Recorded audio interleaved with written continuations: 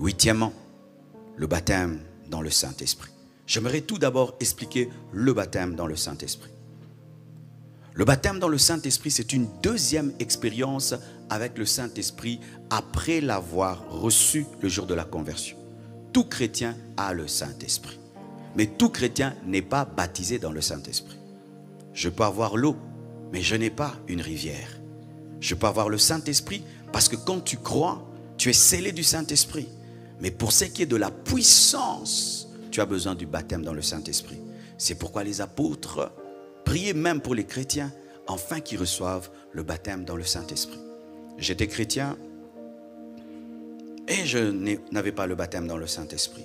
Je le désirais, je le désirais, je le désirais. Et un jour, nous étions en train de causer, parler de la parole de Dieu, en cours de route. Et quelqu'un a dit des choses qui m'avaient béni. J'ai voulu dire Alléluia. J'ai dit Rabababa. J'ai dit oh non. Mais comment je peux parler en langue sur la route? Ouais, la religion, on parle en langue à l'église et tout. J'ai dit non, ça ce n'est pas Dieu, c'est le diable. C'est le diable. Et mais la langue venait. J'ai dit à Dieu, si c'est toi, fais que cette langue vienne et que je sois incapable de l'arrêter. Alors une fois, nous sommes allés en retraite de 2 jours à jeûne, sans boire ni manger. Le deuxième jour, le modérateur dit, le Saint-Esprit est là. Recevez le baptême dans le Saint-Esprit. Tout d'un coup, je n'arrivais plus à parler en français, ni en lingala, ni en swahili. J'ai commencé à dire et je n'aimais pas ça. Parce que moi, j'aimais parler en langue comme les pasteurs. Je dis si tu vas commencer par tititi, commence par tititi, et puis ça va être remazande karabaya kasaka marabababa.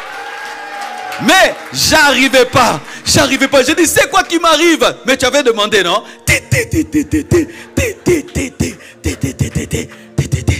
Et puis je suis rentré calmement à la maison. J'ai essayé si ça continue. Parce qu'il y a des choses que tu viens à l'église, mais ça s'arrête à la maison. J'ai prié, c'est venu. J'ai dit c'est là. Et nous, quand nous nous sommes convertis, notre bonheur c'était les choses de Dieu. Aujourd'hui, les chrétiens d'aujourd'hui, quand il a une nouvelle chaussure, il veut venir à l'église.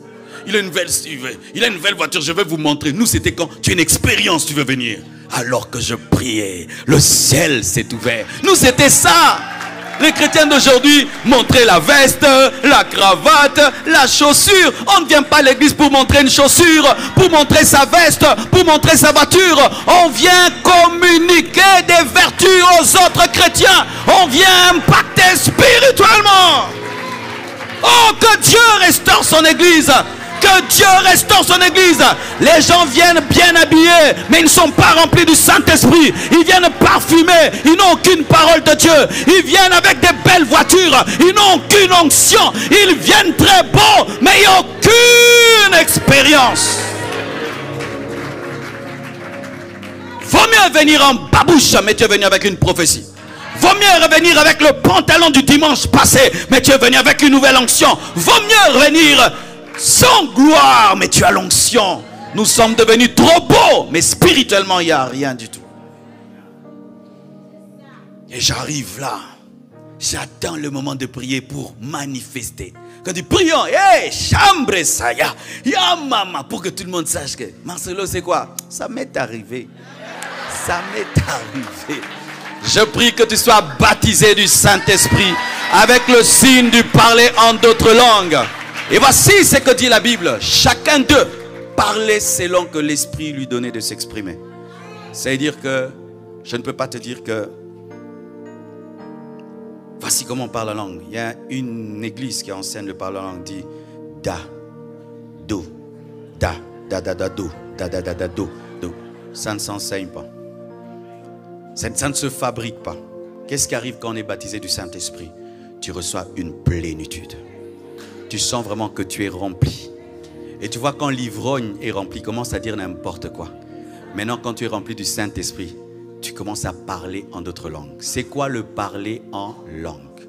Le parler en langue, c'est une langue des anges. Paul dit, si je parlais la langue des hommes ou des anges, mais si je n'ai pas l'amour, je ne sers à rien. C'est la langue des anges. Et je dis la langue des anges parce que c'est écrit la langue des anges. C'est-à-dire la langue que parlent Michael et Gabriel quand ils causent, c'est en langue. Quand Gabriel parle à Michael, c'est Remas Kabaya, l'autre Yushkores Kabas, Kemene Shadaba. Mais on dit la langue des anges, non? Les anges ne parlent pas d'abord français lingala. Ils parlent français lingala pour nous. Mais entre eux, c'est en langue. Nous allons parler quelle langue au ciel? Chinois? S'il y a le chinois, moi je ne vais pas parler là-bas. Quelle est la langue qui est parlée par nous tous? C'est parler en langue. La langue du ciel, c'est parler en langue. Quand on ira au ciel, c'est la langue qu'on va parler. Maintenant, celui qui parle déjà en langue sur la terre, il est déjà en avance par rapport à celui qui parlera là-bas. Oui, c'est ce que la Bible dit. Je parlerai en esprit et je parlerai en intelligence. Quand je parle français, c'est mon intelligence. Mais quand je parle en langue, c'est mon esprit qui fonctionne. Et quand tu es baptisé du Saint-Esprit, tu reçois le parler en langue. Le parler en langue que tu reçois, c'est une langue qui te permet d'adorer parfaitement, qui te permet de prier parfaitement. Parce que lorsque nous prions, des fois nous commettons des erreurs. Tu peux donner le mauvais verset. Tu peux dire des hérésies quand tu pries. Et lorsque tu pries en d'autres langues, il n'y a pas d'erreur. C'est parfait. Et ce que j'aime dans le parler en langue, c'est que je me repose. Quand je parle français, je dois être concentré pour ne pas dire le à la place de la, à la place de le Saint-Esprit, la bénédiction, pas dire le bénédiction. Mais quand je parle en d'autres langues, je me repose. C'est pourquoi celui qui prie en langue peut prier très longtemps par rapport à celui qui prie en intelligence. Parce que quand tu pries en intelligence, après tu as mal à la tête, tu dois te reposer. Mais celui qui parle en langue, c'est l'esprit et l'esprit et l'esprit. C'est pourquoi Paul dit, je parle en langue plus que vous tous. Et je peux être là, mais je parle en langue dedans. Et souvent, ceux qui ont le baptême dans le Saint-Esprit et la langue sont proches des dons spirituels, parce que souvent, la clé des dons spirituels, c'est le baptême dans le Saint-Esprit. J'ai dit souvent, parce que certains, avant, mais souvent. Je te dis tout ça pourquoi? Pour te donner la soif. La soif des choses de Dieu. Et tu peux même commencer à chanter en langue.